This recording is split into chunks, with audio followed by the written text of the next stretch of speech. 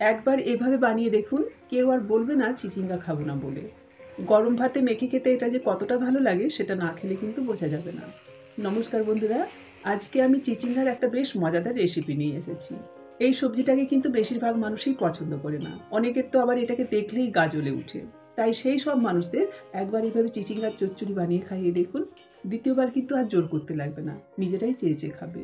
রান্নার জন্য এখানে আমি 500 গ্রাম চিচিঙ্গা নিয়েছি। প্রথমে এর খোসা খুব ভালো করে চেঁচে পরিষ্কার করে নিয়ে তারপরে কেটে নিতে হবে। একটা ছুরির সাহায্যে আমি এভাবে চিচিঙ্গাগুলোকে পরিষ্কার করে নিচ্ছি।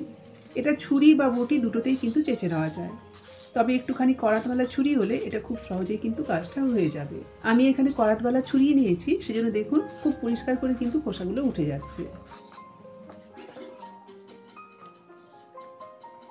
ভালো মতো করে খোসাটাকে চেঁচে নিয়ে দুপাশের অংশ কেটে বাদ দিয়ে দিয়েছি। এবারে চিচিঙ্গাগুলোকে কেটে নিতে হবে। তার জন্য ছুরির সাহায্যে লম্বায় মাঝ বরাবর চিড়ে নিলাম। এবারে এর পেটের ভেতরে যে বীজ আর শাঁসালো অংশ আছে সেটাকে ফেলে দিতে হবে। আমি একটা চামচ নিয়েছি, এটার সাহায্যে চিচিঙ্গার পেটের ভেতরটা এভাবে পরিষ্কার করে নেব। চামচের সাহায্যে কিন্তু খুব তাড়াতাড়ি পরিষ্কার হয়ে যায়। এই যে এভাবে সব চিচিঙ্গাগুলোকে পরিষ্কার করে নেব। সব চিচিঙ্গাকে পরিষ্কার করে নিয়ে এবারে কেটে নিতে হবে। আমি চিচিঙ্গাগুলোকে চৌকো আকারে একটু বড় বড় করে কেটে নেব, খুব বেশি কুচানোর দরকার নেই। সামনের অংশ থেকে আমি এভাবে টুকরো করে নিলাম, আর পেটের দিকটা যে চওড়া আছে সেটাকে মাঝ বরাবর আরেকবার লম্বা করে চিড়ে নিয়ে তারপরে টুকরো করে নেব। এভাবে সব চিচিঙ্গাগুলোকে কেটে নেব। এই যে এভাবে একটু চৌকো চৌকো টুকরো করে আমি 3টে চিচিঙ্গাই কেটে নিয়েছি। এবারে একটা মশলা বানিয়ে নিতে হবে। সেজন্য একটা বাটির মধ্যে আমি 1 টেবিল চামচের একটু কম কালো সর্ষে দিচ্ছি। তার সাথে দিয়ে দিচ্ছি 1 টেবিল চামচ মতো পোস্ত। তার সাথে দিয়ে দিলাম 2টো কাঁচা লঙ্কা। এবার খানিকটা জল দিয়ে সর্ষে আর পোস্তটাকে মিনিট 5-7 মতো ভিজিয়ে রাখবো, তারপরে একটু নরম হলে বেটে নেব। গ্যাসে কড়াই বসিয়ে আমি 1.5 টেবিল চামচ মতো সর্ষে তেল দিয়ে গরম করে নিয়েছি। তেল গরম হলে ফোড়ন হিসেবে 2টো শুকনো লঙ্কা ছিঁড়ে দিলাম, আর সাথে অল্প একটুখানি গোটা জিরে দিয়ে দিলাম। একটুখানি নেড়ে নিয়েই আমি এর মধ্যে পেঁয়াজ দেব।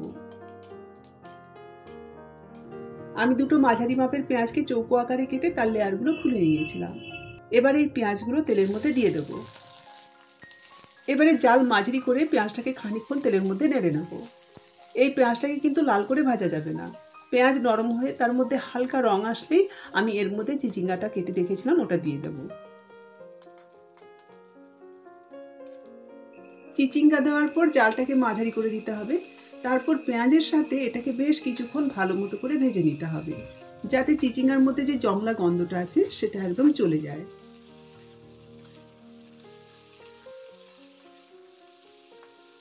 মিনিট 5-7 এভাবে নাড়াচাড়া করার পর চিচিঙ্গা যখন বেশ লাল লাল করে ভাজা হয়ে যাবে আর প্রায় সেদ্ধ হয়ে আসবে, তখন এতে আমি কিছু মশলা দেব।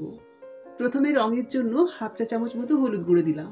তার সাথে দিয়ে দেবো বাটা মশলা, মানে আমি যে পোস্ত, সর্ষে আর কাঁচা লঙ্কা বেটে রেখেছিলাম ওটা দিয়ে দিচ্ছি।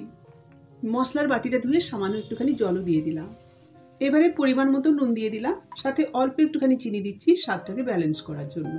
এবার আমি সর্ষে আর পোস্ত বাটাটাকে চিচিঙ্গার সাথে মিনিট খানেক মতো নাড়াচাড়া করে নেব।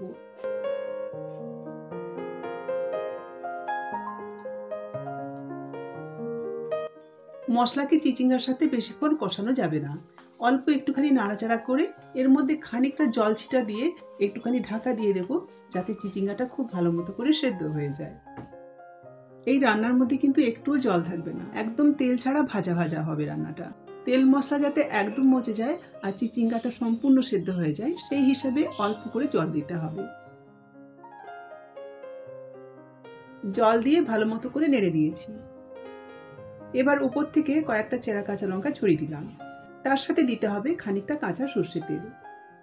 তারপর জাল কম করে ঢাকা দিয়ে এটাকে মিনিট 5 মতো রান্না করতে হবে, যাতে চিচিঙ্গা সম্পূর্ণভাবে রান্না হয়ে যায় আর এর থেকে পুরো তেলটা ছেড়ে আসে। 5 মিনিট পর ঢাকনাটা খুলে নিলাম। এই যে দেখুন, চিচিঙ্গা একদম ভালো মতো করে সেদ্ধ হয়ে গেছে আর পুরো তেলটা ছেড়ে এসেছে। মানে রান্নার মধ্যে আমি যতটা তেল দিয়েছিলাম সবটাই কিন্তু ছেড়ে এসেছে। এই রান্নার মধ্যে সবশেষে খানিকটা কাঁচা সর্ষের তেল আর চেরা কাঁচা লঙ্কা অবশ্যই দেবেন, এর জন্যই রান্নাটা খেতে বেশি ভালো হবে। এই যে দেখুন, আমি খুন্তির সাহায্যে পাল্টাচ্ছি, এর তলা দিকটা কিন্তু বেশ লালচে ভাজা ভাজা হয়েছে। এই চিচিঙ্গাটাকে এভাবেই বানাতে হবে। এভাবে বানিয়ে আপনারা খেয়ে দেখুন, গরম ভাতের সাথে যে কি দুর্দান্ত লাগে আপনারা না খেলে কিন্তু বুঝতে পারবেন না। অল্প একটুখানি দিয়েই পুরো ভাত কিন্তু মেখে খেয়ে নেওয়া যায়। ভিডিও যদি আপনাদের ভালো লাগে তাহলে লাইক, কমেন্ট, শেয়ারের সাথে সাথে চ্যানেলটাকে সাবস্ক্রাইব করতে ভুলবেন না।